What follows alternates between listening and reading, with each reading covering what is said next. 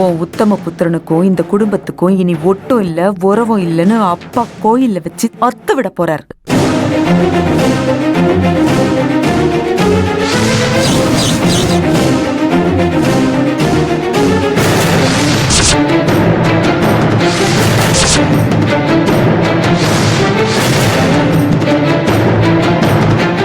ஏங்க, இவ சொல்றது உண்மையா?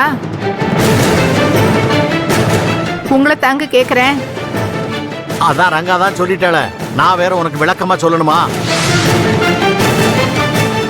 30 வருஷத்துக்கு முன்னால் நமக்கு ஒரு மகன் இருந்தானே, அவனை மறந்து பல வருஷம் ஆச்சு. ஆனா அவன் உறவால பல தொந்தரவு வந்துகிட்டு இருக்கு. அதனால நிரந்தரமா வெட்டி விடலாம்னு இருக்கேன். என்ன பேசுறீங்க? பிள்ளைங்க செஞ்ச தப்புக்கு பார்க்காம இருக்கிறது, பேசாம இருக்கிறது, பெத்தவங்க தண்டனை கொடுக்கறதெல்லாம் இயல்புதான்.